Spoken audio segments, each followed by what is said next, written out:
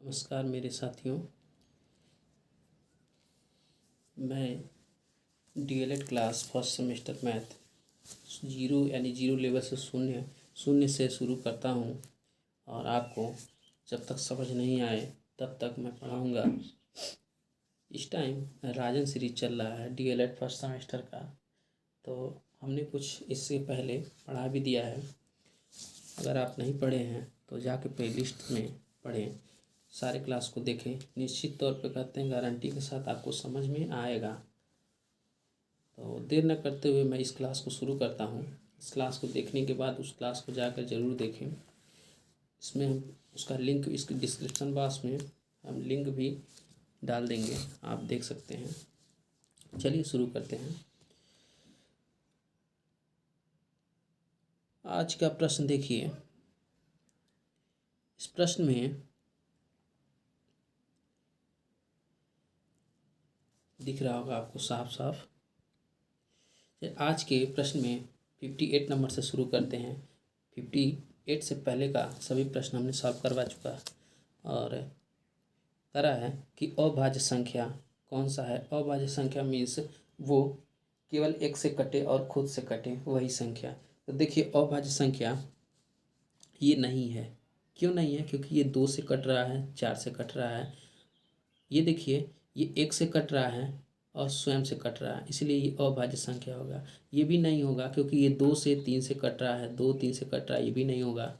और ये भी नहीं होगा क्योंकि ये 1 3 और 9 से कट रहा है, ये भी नहीं होगा। तो ये वाला संख्या 2 हमारा क्या होगा? ये आंसर हो जाएगा अभाज्य संख्या में। आइए इसके बाद वाला प्रश्न देखें। इसके बाद वाले प्रश्न में लिखा हुआ है निम्नलिखित में 9 का अपवर्त ज्ञात कीजिए। 9 का अपवर्त मीन्स 9 किस किस संख्या को कट कर दे रहा है। कौन ऐसा संख्या है, कौन सा ऐसा संख्या दिया हुआ है इसमें अ ब द और स में जो 9 से सभी के सभी कट जाते हैं। तो देखिए ये 1 से 1 नहीं कटता है, 9 से 9 कट जाए, 11 नहीं कटेगा, ये भी नहीं होगा। 3 6 9 12 ये भी नहीं होगा। 18 21 25 ये भी नहीं होगा। ये देखिए 9 18 27 36 ये क्या हो जाएगा? ये 9 का अपवर्त्य हो जाएगा। समझ में आया? यानी 9 का टेबल करते हुए चले जाइए, इसके आगे भी संख्याएं लिखी जा सकती हैं। आइए दूसरे प्रश्न को समझते हैं। 60 नंबर प्रश्न जो है वो 30 और 40 के बीच अभाज्य संख्याएं यानी 30 और 40 के बीच ऐसे ऐसे संख्याएं होंगी जो किसी संख्या से न कटे, केवल एक और अपने आप से कटे। तो देखिए 31 जो है वो अपने आप से कटता है और स्वयं से कटता है। 31 ऐसा संख्या है जो क्या है? 31 अपने आप से कटता है और स्वयं से कटता है, एक से कटता है।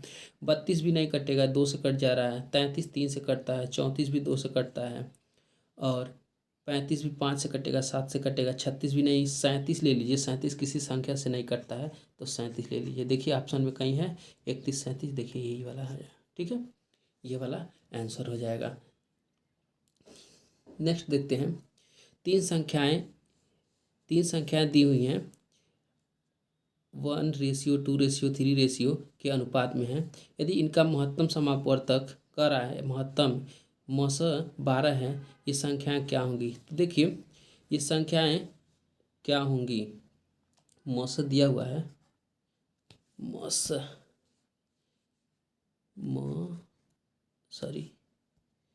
HCF या मस लिखिए। म और स कितना दिया हुआ? 12 दिया हुआ है। कोई इसमें से ऐसी संख्याएं कॉमन की गई हैं जो 12 है, ऐसी संख्या इसमें कॉमन की गई है। तो देखिए 12 से इसमें गुणा करा दीजिए, वो संख्या आ जाएगी। तो 12 से इसमें देखिए संख्या 1 है और 12 कर दीजिए। संख्या 2 है, संख्या 2 है, मान लीजिए 2 है, 2 में 12 से गुणा करा दीजिए। यही कॉमन किया गया है ना। 3 है, 3 में भी 12 से गुणा करा दीजिए। जो संख्या आएगा वही संख्या हो जाएगा। 12 करने 12, 12 दूना 24, 12 तियाँ 36। देखिए कोई संख्या है, ये संख्या दिख रही है, ये वाला क्या हो जाएगा? आंसर हो जाएगा। ठीक, इस तरह से उम्मीद करते हैं कि आप लोगों को समझ में आ रहा है। मौसम मीन्स क्या होता है? जो कॉमन हाईएस्ट कॉमन मिलता है वही कॉमन कर लिया जाता है, वही उसमें से निकाल लिया जाता है। आइए दूसरे प्रश्न पर चलते हैं। कहा गया है कि 30 बच्चों में 80% बच्चे क्या उत्तीर्ण हैं, तो कक्षा में कितने बच्चे उत्तीर्ण हैं? यानी 30 बच्चों में से 80 बच्चे क्या हैं, पास हैं। तो बताइए कितने बच्चे पास हैं? 80% बच्चे पास हैं। तो 30 का 80% निकाल लीजिए। 30 का 80% निकालेंगे तो देखिए कितना आ रहा है। 30 का 80%, एक जीरो से एक जीरो, एक जीरो से एक जीरो, ठीक। बचा क्या? 3 × 8, क्या हो गया? 3 × 8 = 24। ये क्या है? उत्तीर्ण यानी पास हैं। पास। फेल कितने होंगे? 30 में से 1 घटा लेंगे, 24, तो कितना हो जाए? 6 बच्चे ऐसे हैं जो क्या हैं? फेल हैं। ठीक है, फेल हैं। हमको पूछा था ये वाला आंसर हो जाएगा हमारा। ठीक, देखिए दिया है 24 बच्चे, ये वाला। और ठीक, उम्मीद करते हैं कि आपको अच्छे से समझ में आ रहा होगा। ठीक, आइए दूसरे प्रश्न पर चलते हैं। यानी दूसरा प्रश्न में लिखा हुआ है, दूसरा प्रश्न कह रहा है यदि किसी त्रिभुज के तीनों कोण क्रमशः 65 डिग्री, 45 डिग्री, 70 डिग्री हैं तो त्रिभुज होगा। तो त्रिभुज क्या होगा, यही हमसे पूछ रहा है। तो देखिए सभी 90 से कम है ना, ये सभी क्या है? 90 से कम है। 90 से कम है, दिख रहे हैं। जब 90 से कम है तो क्या हो जाएगा? ये न्यून कोण हो जाएगा। क्या हो जाएगा? न्यून कोण हो जाएगा। ठीक, बताए थे 90 से जो कोण कम होगा वो न्यून कोण होता है। आइए इसे देखते हैं कि ये कह रहा है संख्या 1/1.2, 2/1.5, 2/0.6 तथा 4/0.9 का एलसीएम लघुत्तम समापवर्त निकालिए। तो इस तरह के संख्याओं पर निकालने के लिए क्या करते हैं, तो देखिए सबसे पहले ये संख्या दिया हुआ है 1.12 और दूसरा संख्या दिया हुआ है 2.15, तीसरा दिया हुआ 2.06 और चौथा दिया हुआ है 4/09। ये दिया ना। सब में नीचे और ऊपर 10 से गुणा करा लीजिए, यानी 10 से ऐसे ही गुणा करा लीजिए, ऊपर भी और नीचे भी। नीचे का पॉइंट हट जाएगा। इसमें भी कराएंगे, इसमें भी कराएंगे, इसमें भी कराएंगे। जब कराएंगे नीचे से, इसको भी हम लिख सकते हैं 10/12 लिख सकते हैं, और इसको लिख सकते हैं 20/15 लिख सकते हैं। इसको लिख सकते हैं हम 20/6 लिख सकते हैं। इसको लिख सकते हैं 40/9 लिख सकते हैं। ठीक है, 40/9। अब देखिए जब भी लघुत्तम समापवर्त पूछ रहा है यानी एलसीएम पूछ रहा है, तो एलसीएम निकालने के लिए ऊपर वाले संख्याओं का एलसीएम निकालेंगे और नीचे वाले संख्याओं का एचसीएफ निकालेंगे। एचसीएफ। तो देखिए एलसीएम जब इसका निकालेंगे हम 10, 20, 20, 40 का, तो सबसे ज़्यादा यानी इसमें एलसीएम निकालेंगे तो 40 ही आएगा। तो 40 ऊपर लिख देंगे और नीचे एचसीएफ निकालेंगे तो हाईएस्ट कॉमन कितना मिल रहा है। देखिए कौन ऐसा संख्या बड़ा से बड़ा जो सभी को कट कर दे। तो 12 है, 15 है, 6 है और 9 है। ये 9 है, ध्यान रहे 9 है। तो इसमें ऐसा 3 ही ऐसा है जो सभी को काट दे रहा है। सभी संख्याओं को कट कर आते हैं, 3 लिख देंगे। ठीक है, यही संख्या हमारा आ गया। यही क्या है? ये हमारा आंसर आ गया। ये हमारा आंसर हो गया। ठीक, उम्मीद करते हैं कि आपको समझ में आ रहा होगा। देखिए यहाँ पे लिखा हुआ भी है 40/3 यहाँ दिया हुआ है ना, ये वाला क्या है? आंसर है। यही क्या है? आंसर है। उम्मीद करते हैं कि आपको समझ में आ रहा होगा। चलिए देखते हैं नेक्स्ट। देखिए यहाँ पे कह रहा है संख्या 26, 56, 52, 78, 117 का गुणज होगा। का गुणज मीन्स कौन है जो सब में कॉमन है। तो 26 में भी देखिए, 26 में भी हम लिख सकते हैं, इसको भी लिख सकते हैं, 26 को भी हम लिख सकते हैं। देखिए 26 को हम लिख सकते हैं 2 × 13 लिख सकते हैं।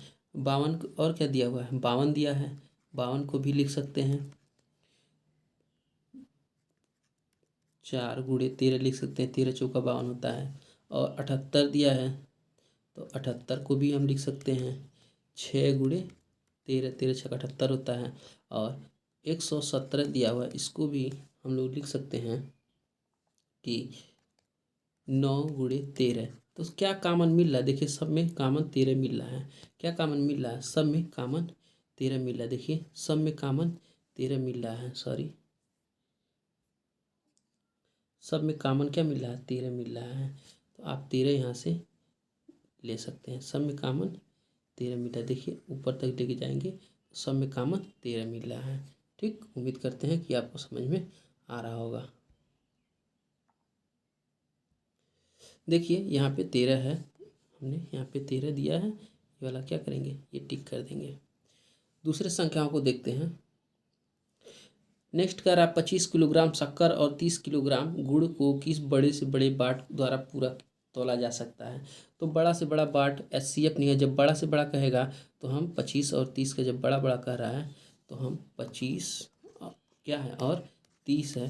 तो बड़े से बड़ा बाट ऐसा कौन है जिन दोनों को तोला जा सकता है। तो HCF निकालिए, इसका भी आप HCF निकालेंगे तो 5 गुड़े 5 क्या हो जाएगा, 25 हो रहा है। और यहाँ देखिए 5 गुड़े 6 बराबर 30 हो रहा है। तो कॉमन क्या मिल रहा है, कॉमन हमारा ये मिल रहा है ना केवल। तो 5 kg का होगा, क्या होगा, 5 kg का बाट होगा। 5 kg का बाट दिया है, हाँ दिया है। यहाँ पे 5 kg का बाट हो जाएगा, आप देख रहे होंगे 5 kg का बाट यहाँ पे दिख रहा है। ठीक, आइए दूसरे प्रश्न को चलते हैं, यानी 67 प्रश्न पर चलेंगे। 67 पर 67 कह रहा है 40 डिग्री का कोटि पूरक क्या होता है। 40 डिग्री का कोटि पूरक क्या होता है। तो जब भी कोटि पूरक कहे ना, तो कोटि पूरक यानी कोटि पूरक जब भी कहे ना कोई भी सवाल कोटि पूरक, तो क्या कीजिए 90 माइनस जितना दिया है घटा दीजिए। यानी 40 दिया है, 40 घटा दीजिए, क्या आ जाएगा 50 आएगा। 50 डिग्री यानी 50 डिग्री यहाँ पे क्या हो जाएगा, आंसर हो जाएगा हमारा। क्या हो जाएगा, 50 डिग्री आंसर हो जाएगा। आइए दूसरे सवाल को देखते हैं। यानी अब हम दूसरे प्रश्न को देखेंगे।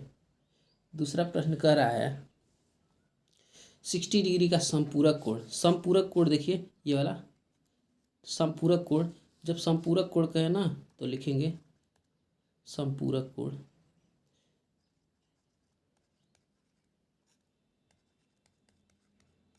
यानी 180 माइनस जितना भी दिया रहे उसको घटा दीजिए। 60 दिया है, 60 डिग्री घटा दीजिए, जो भी आएगा वही आंसर हो जाएगा। ठीक है, 120 दिया है, 120 यहाँ दिया है, वही आंसर हो जाएगा। ठीक है, इसमें हमारा 50 डिग्री था, 50 लगाए थे, और इसमें ये हो गया। ठीक है, उम्मीद करते हैं कि आपको समझ में आ रहा होगा। क्लास को लाइक सब्सक्राइब नहीं किए हैं तो लाइक सब्सक्राइब कर देवें। क्लास को लाइक सब्सक्राइब कीजिए और अपने दोस्तों को भी शेयर कीजिए।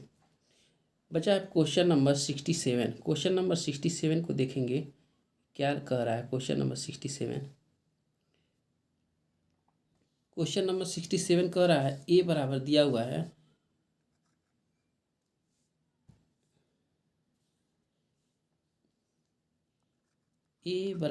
हुआ है मझला ब्रैकेट में दिया है 4 5 6, 4 5 और 6।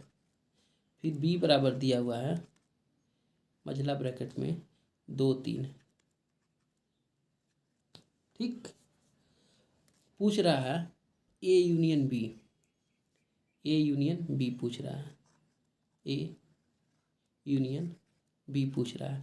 तो इसमें देखिए सभी जो कॉमन होता है उसमें से एक लिखते हैं, और जो कॉमन नहीं होता है उसको लिख देते हैं पूरा का पूरा। देखिए इसमें कोई कॉमन दिख रहा है क्या, नहीं। 2 लिख दीजिए, 2 कहीं नहीं है, देखिए 2 इसमें नहीं है। 3 कहीं दिख रहा है, नहीं, एक ही जगह है, लिख दीजिए। 4 एक ही जगह है, 5 एक ही जगह है, 6 एक ही जगह है, इसलिए इस पूरा का पूरा लिख देंगे। ठीक है, इस तरह से हमारा ये ऑप्शन और सही हो जाएगा। जब भी कॉमन जो मान लीजिए 2 दिख रहा है तो उसमें से एक ही लिखेंगे। ठीक है, आइए दूसरे प्रश्न पर चलते हैं। देखिए क्लास बड़ा हो गया है, बड़ा हो जाएगा तो इसको यहीं रोकेंगे। ठीक है, क्लास को यहीं रोकते हैं, दूसरे क्लास को हम फिर दूसरा वीडियो बनाएंगे। ठीक है, तब तक के लिए जय हिंद, जय भारत।